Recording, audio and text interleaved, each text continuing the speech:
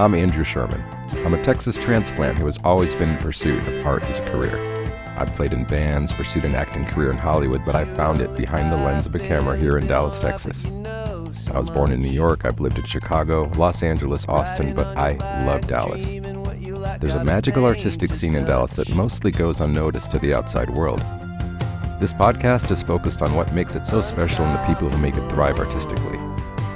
If you don't live here, and even if you do, you might not have heard of them. This is the Dallas Famous Podcast. So who you gonna be? Who you gonna be when you're all? This week on the Dallas Famous Podcast, it's Paul Levatino. Paul is a filmmaker and creative executive who spent a decade as general manager at Badu World. He later made his feature directing debut with Bastards of Soul. The film premiered at the Sun Valley Film Festival, screened at South by Southwest, and won the Audience Award for Best Documentary at the Dallas International Film Festival. We talk with Paul about his history, turning grief into tribute, and learning to direct on instinct. I know you're going to dig it. Here it is. The Dallas Famous Podcast is supported by the Mullen & Mullen Music Project. The Music Project was created by Mullen & Mullen Injury Law Firm to champion the independent music scene in North Texas. Hello and welcome back to the Deep Elm Community Center, Dallas Famous. I've got Paul Levatino, who is a filmmaker, producer, creative director. You've got, man, when I started digging in, I was like, geez, you've done a lot of cool stuff here in Dallas. Thanks for coming on. Thank you. So first of all, you're a Dallas kid, right? Lakewood, or Lake Highlands, I'm sorry. Yeah, Lake Highlands. And so were you, like, how did it start for you? Like, music was first, right? Yeah, music was always a passion of mine. I was born in Dallas, kind of grew up in Austin until I was about 14, and then I came back to Dallas. Oh, okay. And in Austin, I fell in love with music. And I had an older brother that played drums. I wanted to be like him, but I wanted to play in a band. Like, I was very into, like, thinking I was going to be a rock star. And I didn't really find that until I came to Dallas. And coming over here, just every time I come through Deep Ellum, I kind of go down memory lane because my mom had a store in Deep Ellum. Oh. And it was right where the 7-Eleven is, Expedition, and what store was it? It was called Hill Country Experience. Okay. And when I was in high school, she opened the store, and she said, do you want to work at the store? You can have your band rehearse in the back, and then maybe you can get some gigs in Deep Ellum. And for about 8 years, we were down here selling, and I was running the store with her, and just immersing myself in the community. Cool. What bands were you? Did you have, like, bands that lasted back then? Oh, nobody that you probably would have remembered, but okay. I did have a full wall on the side of Elm Street where I would put up my own billboards to say I was playing at Trees or Curtain Club. Oh, but, nice. Yeah. One of them was called Billy Badass. The other band was Big Twin Evo. There was a couple other bands that I played in, and then I would help other bands like carry equipment in and, tech, and then trying to get into the management position. So I was always, like, hustling as a kid. Right.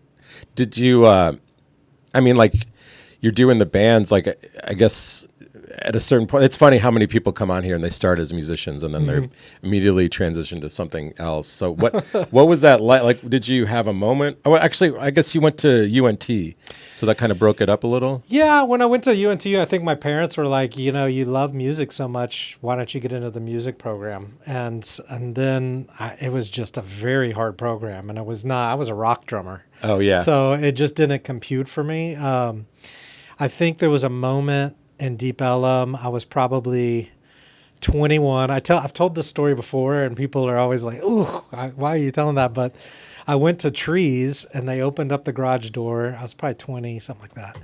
And Earl Harvin was playing. And I stood behind his drums, and I was like, wow, this guy's incredible. And then it kind of dawned on me, like, I don't think I can rehearse enough to be that good. Right. He's so incredible. And I was like, I have the rhythm. I have like kind of a rock thing, but he can do everything, like jazz, everything. He was just doing all the rudiments. And then I was like, but I love music. And I remember at that time I started putting it together. Like, I love music. I love kind of marketing, and business was kind of intriguing to me. So I started marrying those together. Okay.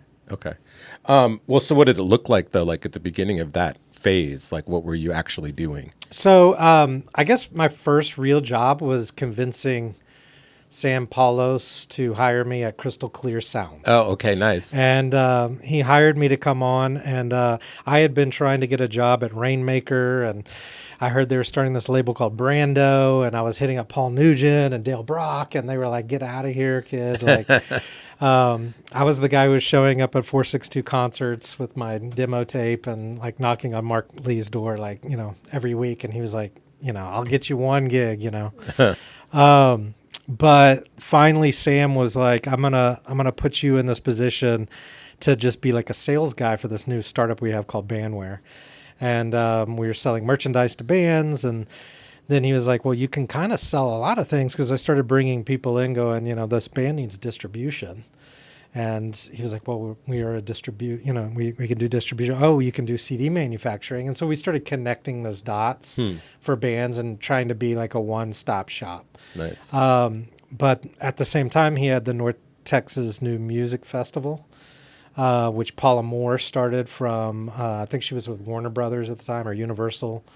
And she and a lady named Jamel Burgos, who were with Warner Brothers, hired me to be the production manager with a guy named Tony Edwards, and an old Deep Ellum guy, and we were the production managers, and we had all these venues, and we were setting up equipment and working with bands and networking.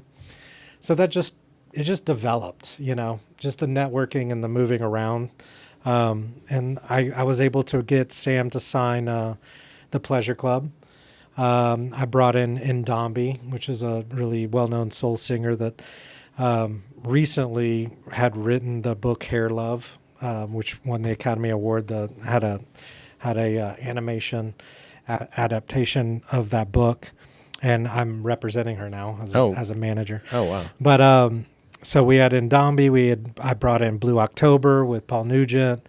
I brought in a couple of other artists that I'd go and scout them, and I'd say, hey, you need T-shirts, you need that. By the way, we do all these other things. Uh-huh. And so, yeah, I fell in love with kind of connecting those dots. Yeah, that's cool. I was just thinking how we could use something like that right now, probably, Well, so how did that lead to ending up in Badu World? The Badu World thing, I think I had some wins with some of these artists, and Ndombi was one of them. She was performing, opening up for, I had just, about the same time, I'd met Jeff Lyles. And everybody knew Jeff, but like I had actually hung out with him a couple of times. We became friends. Mm-hmm. And he was telling me, like, you should check out this band Pleasure Club. They need distribution. You should, he was passing me a lot of these artists. Yeah. He also introduced me to the hydroponic sound system, which was Skin, Wade, and who's also an executive producer on Masters of Soul. So we've known each other that long. But we helped Hydroponic Sound System re-release their album. Badu was a big fan. And there was it was kind of like a DVD magazine where we were filming content, and I was just starting to get into the video kind of capturing interview world. And we had this opportunity to film Hydroponic, and then Ndombi was opening up for Badu at the Bronco Bowl. Huh. And so we went to the Bronco Bowl, and her assistant came over and said, Miss Badu would like to speak to you. And so I went over and I said, how can I help you? I was a little embarrassed. She just said, why are you here interviewing her, not me? Huh. And I said, because I didn't think I could interview you. Like, I just figured, this was an opportunity for Ndombi. And she was like, well, you should interview me too. How big was she at this point? Was she already kind of like known? Oh, yeah. Yeah. This was the Mama's Gun tour. I had kind of loosely knew who Erykah was through Chris Bell, who's a music engineer from Dallas, and he had mixed and engineered the Mama's Gun album, and he had passed it over to me, and I was actually chasing Erykah's sister, Coco, who had a band. She was going by Nayrock, and she had a rock band, and so I was like, I had my radar on trying to get a deal with her to bring her into the group, but that ended up not happening. Badu and I kind of a few times would run into each other. I became a partner of a nightclub in Expo Park called Mink Lounge. Okay. And we opened up, and about a year into it, Badu showed up for a show. She asked if I was working the door. I said, sort of. And I said, let me walk you in. I walked her in. We hung out. We had Jazzy Jeff. Actually, when I brought her in, we had Questlove DJing. Oh, wow. Okay. And Pharrell came and jumped up on the mic. And she hung out in the VIP booth. And after that, she invited me over, just, kind of naturally started talking about, I had a business partner at the time, like, what do you guys do? You do marketing, do sponsorships, all these brands. And we just started working with Badu at that point. Wow. Okay. And after a few years, she convinced me to kind of just leave a lot of my clients and just make her, my main client. Okay. And then that's when I became general manager of Badu World. Wow. Okay. That's cool. And then apparently she was the one that said you should direct a music video. Is that how that went, or is that a myth? No. She gave me the opportunity first of all, I fell in love with just concert video just because of her. There was a film at the same time when we were first starting to talk called Before the Music Dies. It's a documentary by a guy who passed away. His name was Andrew Shapner. And I was very inspired by that documentary to start kind of getting into docs. And he was doing a documentary out of Austin. It was in South by Southwest, and Doyle Bramhall was in it, who I ended up working with and also represented, and we're friends. And he wanted Badu to get involved, and it just kind of naturally happened. And then when I started working with Badu, she has music videos, she had interviews. She's like, well, you can produce that. You can be a producer, or you can be the assistant director on this. You'll be the assistant director. And so I didn't really realize what that meant until, these production companies would get involved, and they'd be like, well, you got to do this, this, and this. And then I just kind of learned the process and working with her. And then I was able to get the credits and the inspiration just following her. I mean, she's an incredible director and creative. Yeah. Like I often wonder where it all comes from. She's got so many ideas. She gets a download for the universe. Nice.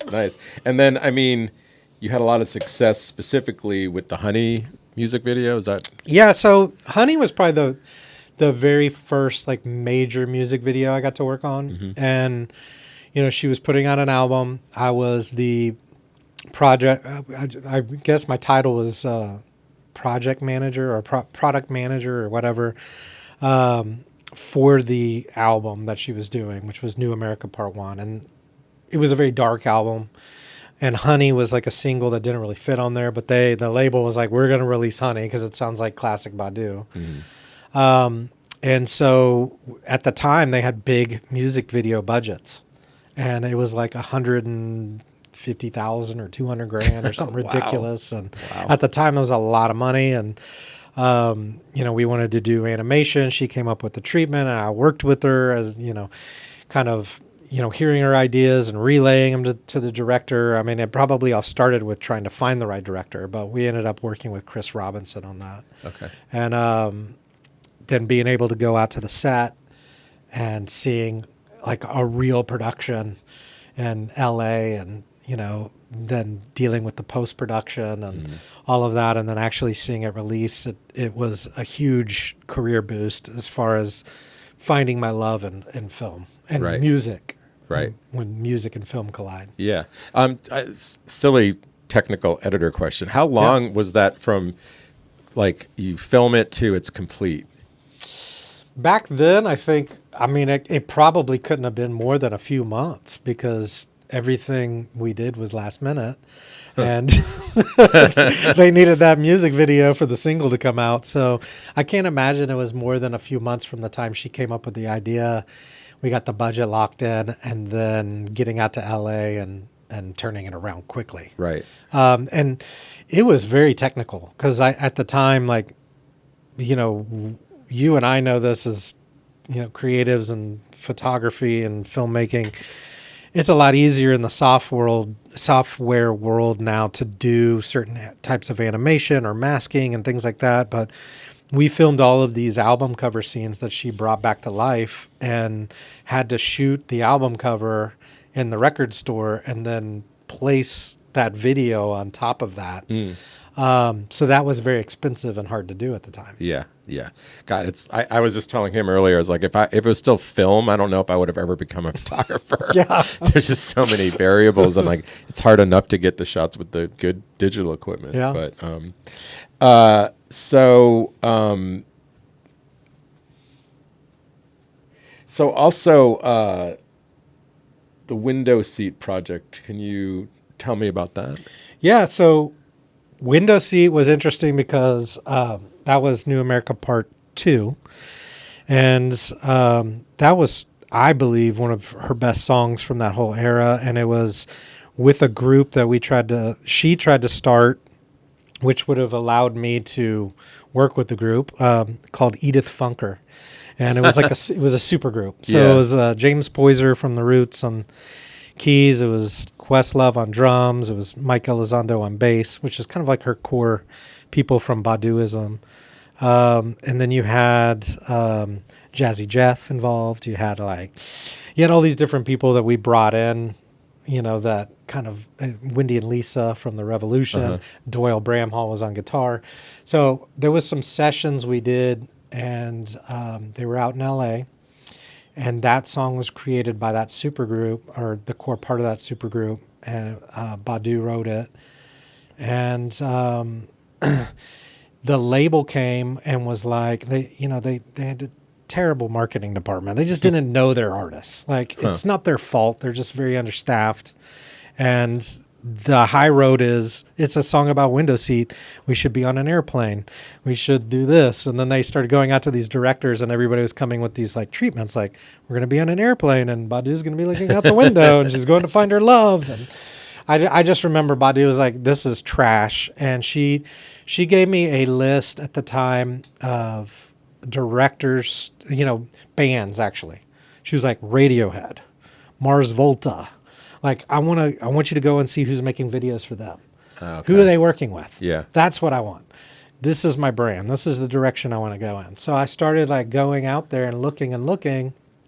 And then Cootie and Chike came to the table, which were two really young filmmakers from New York. And she met with them.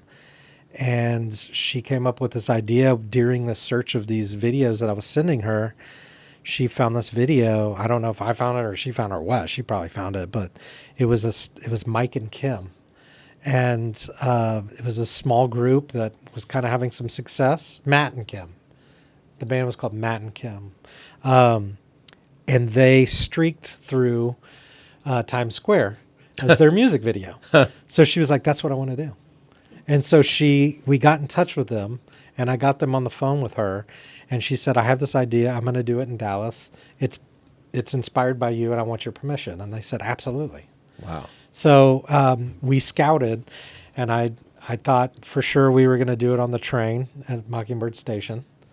But I wrote it several times, and there just wasn't a lot of people. And we looked at North Park. We looked at a bunch of different places that we could do this. And then she came up with this idea of, let's go to the grassy knoll. And she had just bought a Lincoln Continental with suicide doors and just had it fixed up and said, let's shoot this with Cootie and Chike and we'll test it. So we ran tests. We literally mapped out how long it would take to get from point A to point B. I timed it, met with her. We did it at the house. She practiced. We played the music. We kind of did some choreography of how it's going to work. And then we just went out there. Huh. And it was wild for sure. That is cool. That is really cool. I wish I would have been around for that. All right. Well, let's move on to, okay. So I'll skip ahead to COVID and EarthX TV. Mm-hmm. So let me hear about that a little bit. That was a godsend. That was Michael Caine. Thank you, Michael Caine. Sir Michael Caine? Yeah. Okay. Michael Caine, who started the Deep Ellum International Film Festival. It was what was it called before?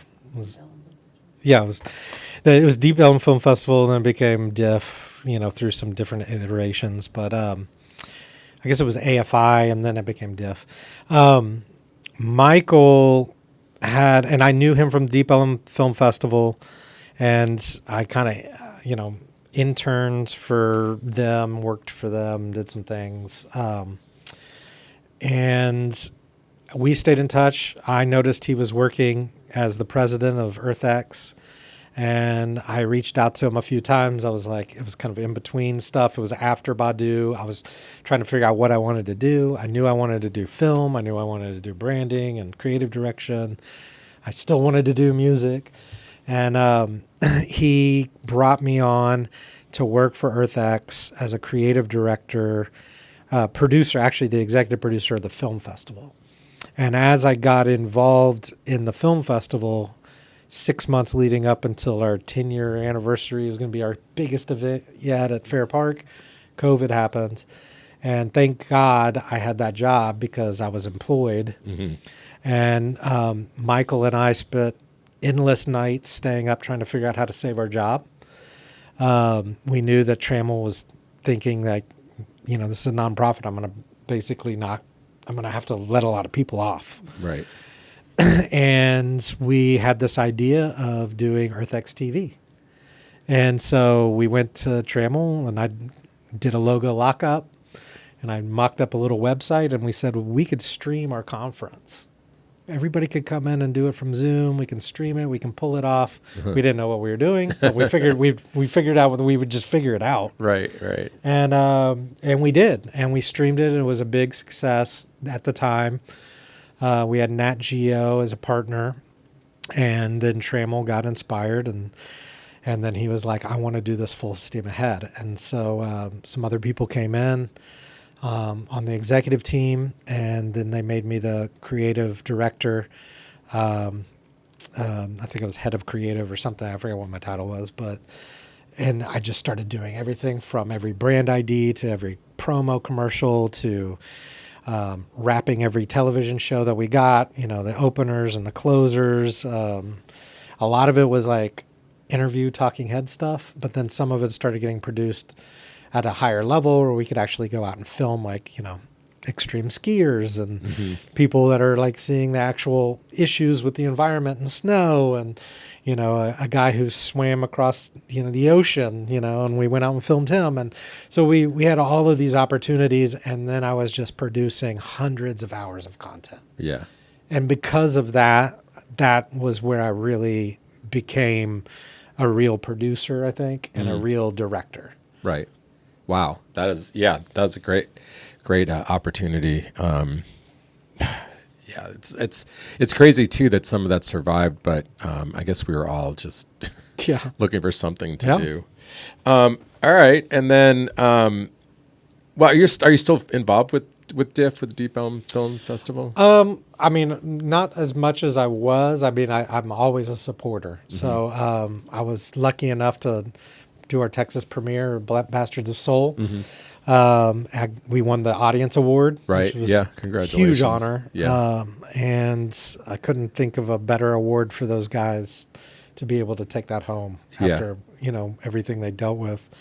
And it was just since then I like to go to the festival and support them. Yeah, let's go ahead and talk about Bastards of Soul. Yeah. So did I read that you grew up with Chad? Yeah, so Chad was probably one of my first friends when I moved from Austin to Dallas. Okay. I had a short stint at Highland Park. Mm-hmm. Did not last well. It did not go very well. I had earrings and long hair, and they weren't having it. I got taken out of that school. I got put into Lake Highlands, and I was in a new school in a new situation. And I have some friends either introduced me to Chadwick. I kind of have this vague memory of Chadwick introducing himself to me in the hallway and telling me, I heard you're a drummer, I'm a bass player, let's jam sometime. Uh-huh. And so we got together and just played blues, and his mom would bring him over to my house, and his bass amp would be sticking out of the trunk of her car, and we would jam for hours and drive my mom nuts. Right. But, yeah, right. we were lifelong friends after that. Yeah, he was a cool dude. I got to hang out with him briefly here and there. So yeah, and tragically he passed during COVID, and I guess Bastards of Soul were in the middle of a second album or first. This is second. They'd finished their first album, and I did their first music video. Okay. And The Waiting Time, and it turned out really well, and they were excited about it. And we did it on literally, I think I had maybe $1,000 to pull that whole video off. Right. Slightly less budget than the Badu videos. Everybody was a volunteer. The video turned out great, and then COVID happened. I was actually getting ready to film their second music video. And we had a treatment, and we were doing it at the Belmont Hotel. Mm-hmm. And the week before the shutdown is when we were shooting. Oh, okay. And we were, or the week of the shutdown, actually. So we had to call it, and we never got around to finishing that video. Oh, man. Yeah. But at that time, the band just started sending each other tracks, and they created all this music together. Mm-hmm. And as things got better in 2021, they decided to go back into the studio. And they had 2 songs they wanted to record. Skin and Luke from Eastwood Records came to me, and they said, hey, we got a budget with a liquor company called Balcones. Do you think you would film some content? And so I looked at the budget, and I talked to all my guys. I said, let's do this, but let's just be there all weekend, and let's capture everything. Mm-hmm, mm-hmm. And thank God we did, because it's the basis of the film. Right, right. So then, walk me through, at what point after Chadwick passed did the idea of making the documentary come up? It had been some time after they passed, and I knew we had some great footage that I'd been shooting over the years, but I don't know who brought it up first, but I do remember going out to lunch with Luke and Skin, and they brought it up, and they said, this is your footage, like the band trusts you, we trust you, like, just what do you want to do? Mm-hmm. So the idea was like, maybe we put a deck together and go and try to pitch this and try to get some money. I knew nothing about how documentaries work. I didn't really know much about distribution either. Right.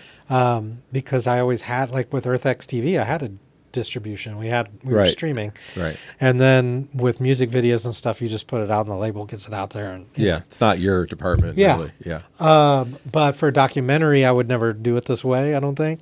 I filmed everything before I had any kind of idea about distribution or where it would go or how long it should be or anything. Yeah. But they convinced me to be open to looking at the footage, and it was very painful to open that up. My filmmaking partner, Zach, took on the task of really kind of digging into it and coming back to me after a few weeks and saying, look, I think there's something here. Mm-hmm. There's a couple of storylines. And he showed me a few pieces that he stitched together.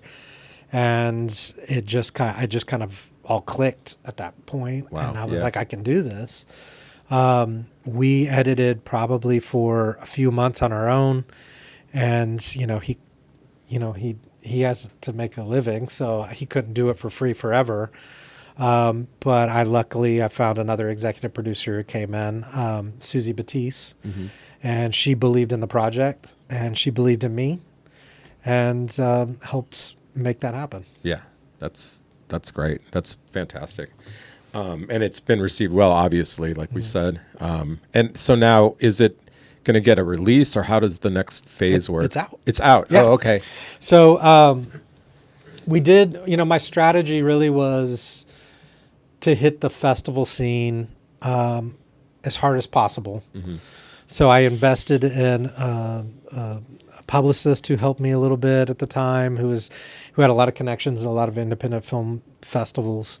And I applied for 50. It was expensive. Yeah. Each one of those costs. Right? Yeah. So I invested in that, and then I started getting acceptances, and I ended up deciding to do the world premiere with the Sun Valley Film Festival, and that's in Utah.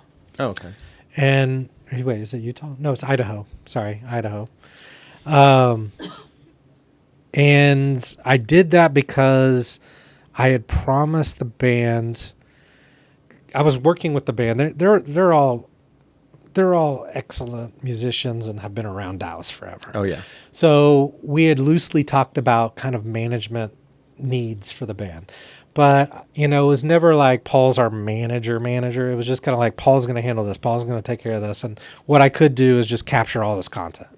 So I started bringing them opportunities, paying opportunities, and got them on the road with Kamasi Washington. And these Black Pumas gigs came up through Skin. And then we were looking at a tour. And everything was kind of happening right when COVID happened. And while that was happening, I kept on promising Chad, like, I'm going to get you on the road. We're going to get out of Dallas. We're going to get out of Texas. We're going to get on the road. And he was in this pivotal moment with his career where he was about to quit his job. He was about to get married. And, I think he had just gotten married. I can't remember the timeline there. But he just got married. His wife was pregnant. And he was thinking about quitting his job, and I was working on trying to get them enough money so he could do that. So for me, when we released the film, I knew that doing the Sun Valley Film Festival, which was our first one out of state, to do the world premiere was me being able to take them on the road. Yeah. Nice. So we did it, and it was a packed house. There was 500 people there. It was an incredible reception, and I couldn't have thought of a better situation. We were able to come back to Texas and premiere it at Texas premiere at DIF. Yeah, that's fantastic. And I had the privilege of I was hanging out taking photos when they were finishing the recordings with Skin. You mentioned that, and I do remember being there at Niles. Yeah. And we have some of that footage in Niles. Yeah, a I couple might be clips around with my cameras hanging off, but I got to look and see if I got photos of you in that set. I don't. Yeah, I would love to know. Yeah. But to close the loop, just because I went on a little bit of a tangent, we did that film festival scene, and that took a year. And I was in 16 film festivals. I traveled to at least 7 or 8 of those. Some of them were very productive in networking, and some of them weren't. But we ended up winning, I believe, 6 times different awards. And it did go overseas to a couple film festivals, and one over there. And in the end, I finally found somebody who believed in it, who was a sales agent, Greg Reitman, and he picked it up, and he worked his ass off and finally got a distributor to release it. So it's on Apple TV now. It's on Amazon. It'll be on there for a while. We're still promoting it. It just came out about a month ago. It did really well. Like, they were very impressed with a small band from Texas nobody really had heard of. Sure. But we had a lot of fans show up, and I think the buzz from doing the tour on the film festival circuit has really picked up. KERA got behind it. And Bill believes in the band at the station, and he has opened up the door for us to do a national PBS tour. Oh. So our hope is that's going to happen in the fall. With the film. Yeah. And I'll have a DVD, Blu-ray that will come out. There'll be a collectible, and the label and the band want to release kind of a greatest hits of that. And there's a lot of music video that nobody's seen. Where I'll have like bonus tracks of like full songs that I recorded at the Kessler that in front of nobody. Like, I had 5 cameras in front of nobody during COVID in there, and it's a beautiful set. And I have fully edited videos that I want to add as bonus tracks. So all of that will come out for the fans. I'll make it happen. Excellent. So that's kind of the trajectory of it. Yeah, I had the opportunity one time to shoot the band at Deep Elmar Company. Mm-hmm. And it's funny because it was new, the venue was new, and the lighting guy had not figured the lights out. And I remember that was the first show where he figured the lights out. And I remember just thinking, I really got good ones. I got to go dig those up too. Oh, yeah, I'd love to see that. Thinking about that. You did mention Susie Batiste. Batiste. Yeah. So she, you had first worked with her. I guess it was originally Poopery, and then it became just Puri. Puri, yeah. Yeah. So let's. Yeah, she brought me on right before Earth X to help her. I worked directly for her and her companies, and I don't know what the position was called. She called me executive producer. It's kind of like a chief of staff role, kind of. I was doing a lot of things for her, producing special projects, and I helped her launch a company called Supernatural. And we put the team together. We got the brand off the ground, did that for a while. Then I went to go work with Earth X. It took over my life, especially during COVID. And then afterwards, Susie and I had always stayed friends. She had an opportunity to bring me back to help produce some dance music style videos that was a commercial campaign. And she wanted me involved in the brand. She wanted me to help her build her content studio over there. So I went back and so I went back to work with her, and that was, kind of the same time. Right. And then started editing. That campaign, Flip the Funk, I think it was called.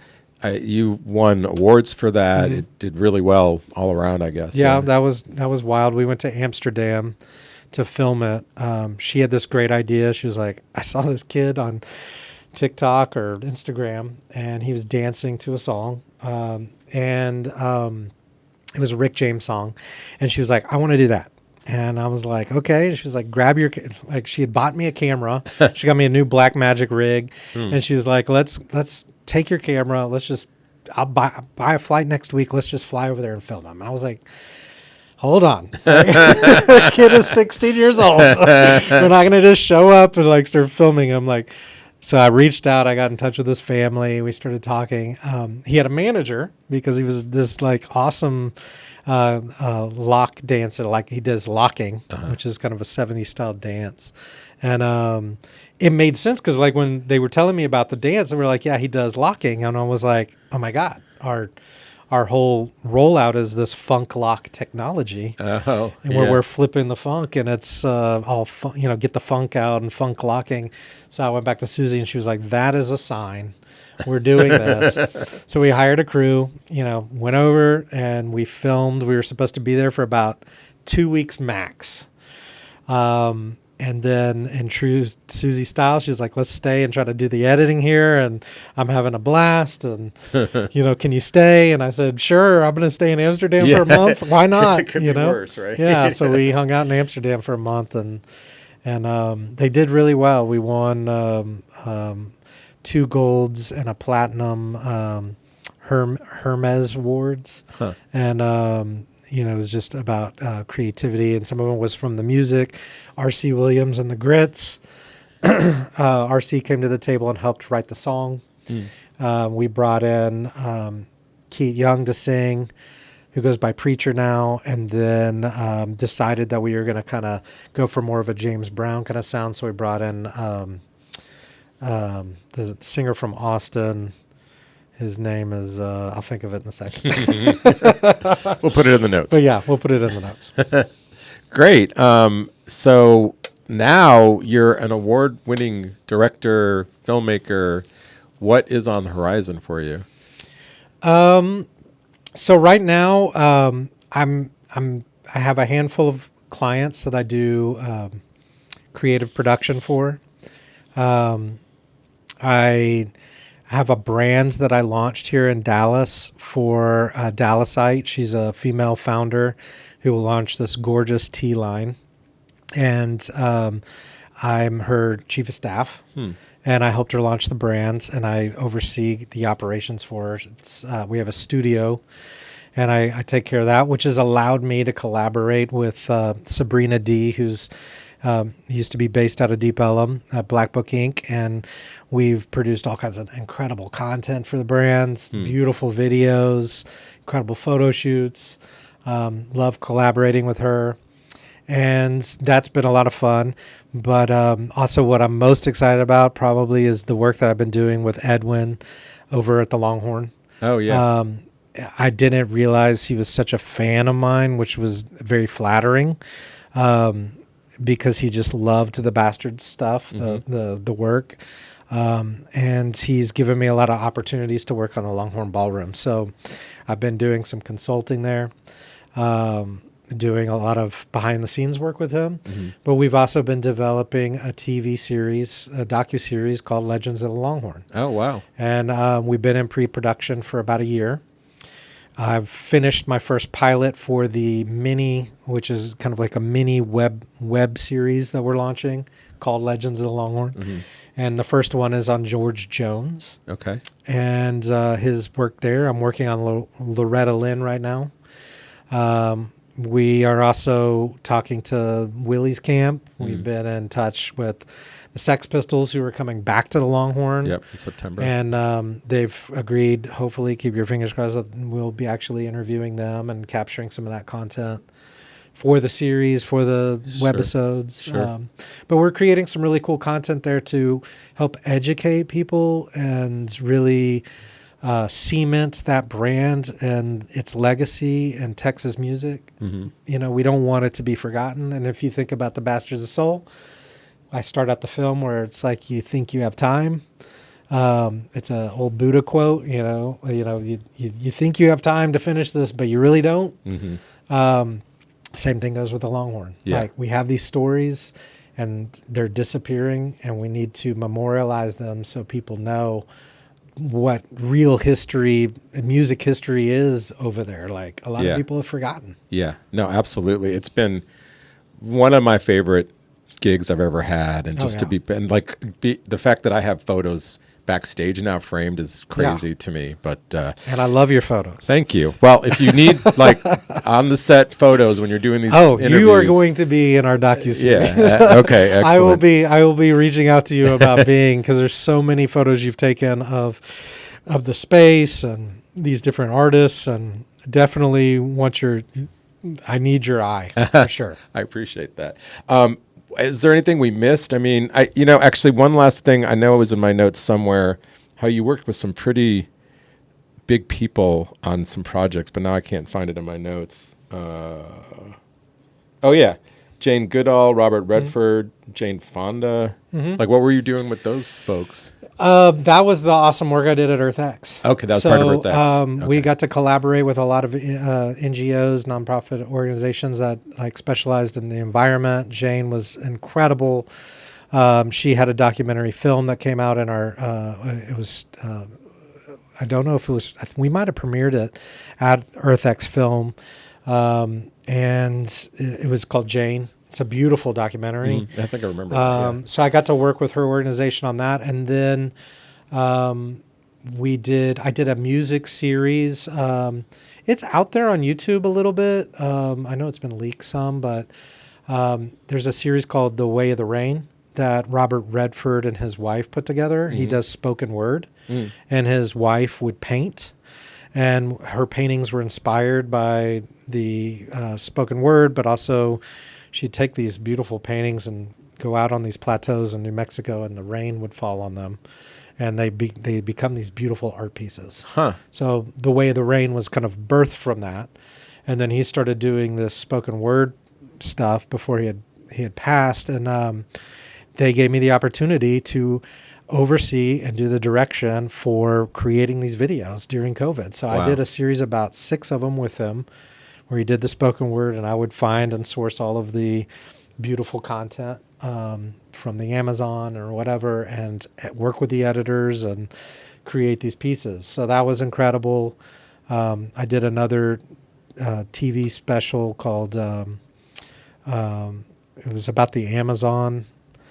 I just went totally blank again. It's the cameras and the lights. It happens to me too. Protecting the Amazon. Okay, yeah. It was a 3-hour special. It aired in 4 countries and 4 different languages. And Jane Goodall is a part of that, and Sting and all these other people. Wow. And I co-directed that with a filmmaker in France. And it was a beautiful piece. And we had indigenous people come to the table, and we sent crews down into the Amazon and filmed them. Wow. So that was like a very, inspiring, awesome thing. But I think all of that goes back to like my music roots, and probably the experience that I had with Badu. Yeah. Because she is an artist, and just being able to work for her and support her and meeting the people that I did and getting to work on those projects gave me a lot of street cred. And Yeah. I can never take credit for that. Like, she gave me that. Yeah. It's what she calls a Badu card. Nice. We save up Badu cards for things that we work hard for. So. Yeah. I like that. Well, thank you so much, Paul, for coming in and talking a little bit and letting us get to know you. As you said, the film is on Apple and Amazon, and we're looking forward to all the projects you have coming up. Thank you, and I can't wait to work with you on Legends of Longhorn. Yeah, excellent. Right on. I'd like to thank Paul Levatino for joining me today. You can check out the Bastards of Soul documentary on Amazon right now. Thank you to the Deep Ellum Community Center for letting us record here. Theme song Unstoppable by Celine Narala, and the outro is The Place to Be by Electric Ants. Thanks again to the Mullen Music Project for their support. Like, subscribe, and share the podcast, and we'll see you next week.